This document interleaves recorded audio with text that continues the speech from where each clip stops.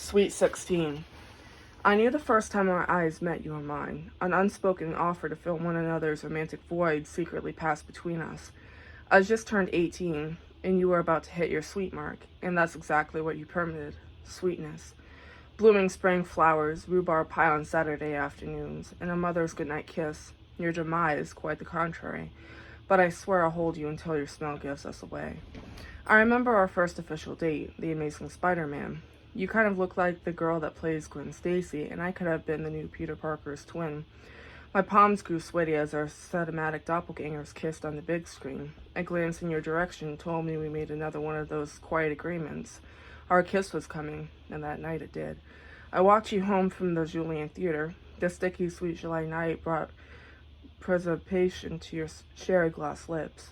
I yearned for them like I'd never yearned for anything before.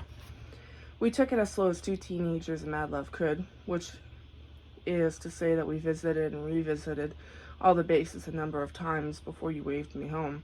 We piled up the hits, the extra bases, and 2 days after our 1-month anniversary, while your mom and dad were at work, we laid our innocence to rest.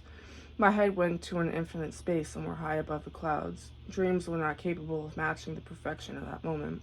My smile was miles and miles across the universe. You cried. We were different after. I gained an edged resignment of Ernie Cunningham in that Stephen King movie. You looked wounded like an angel with broken wings. Something new emerged on the faces of those I'd grown up with. Fear. The glances from kids like Jack Nicholson and his butt buddy, Kurt Heath, morphed from "what a loser" to "please don't look at me, I don't want any trouble." I got so wrapped up in this fantastic development that I lost sight of the beauty that created it. Your friend Gianna spewed vomit from her eyes at me, but I knew she was afraid too, and so were you. No matter how many times I kissed your soft lips or made love to you with everything that I had, your eyes wore a sadness that I couldn't bleed out. I lost something, too, and replaced it with rage. You looked at your sneakers when I said good morning at school. I marked my forearm in the boys' room with my switchblade. You sat tight-lipped, your body stiff as a board when I put my arm around you at the Friday night football games.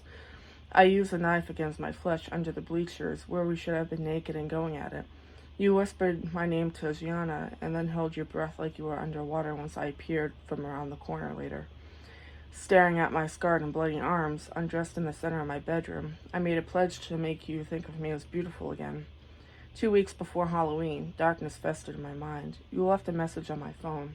I think we need to talk. I've been thinking the same thing. You came over at 4 o'clock. The sun was already falling from the sky, the earth ready to swallow the light whole.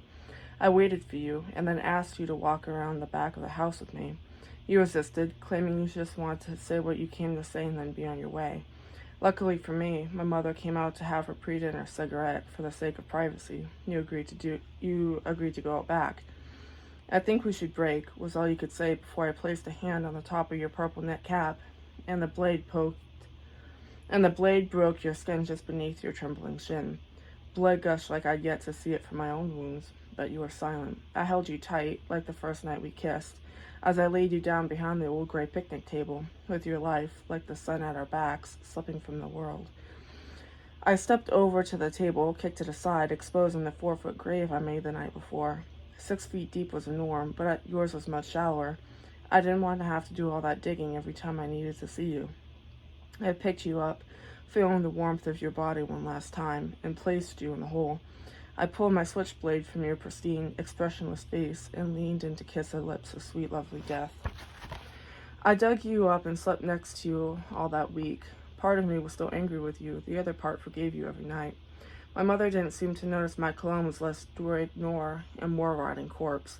At school, the accusations were the whispers in the halls, the hurt in the eyes of your friends, and the empty seat next to me at lunch. I continued to love you, and they remained jealous. I told your mother repeatedly over the phone that you were my angel, my sweet 16. She cried, I smiled, hung up, and went to lay with you for a little while. 2 weeks into our new life, the police searched the property and found you. I'm locked up at Thompson Prison now. I've been sodomized and torn 3 times since they introduced me to this population of monsters. It hurts, but I just think of us. At night, I block out the catcalls by closing my eyes and imagining removing the dirt from your new resting place, wherever they placed you, opening whatever fancy box they stuck you in and squeezing them beside you.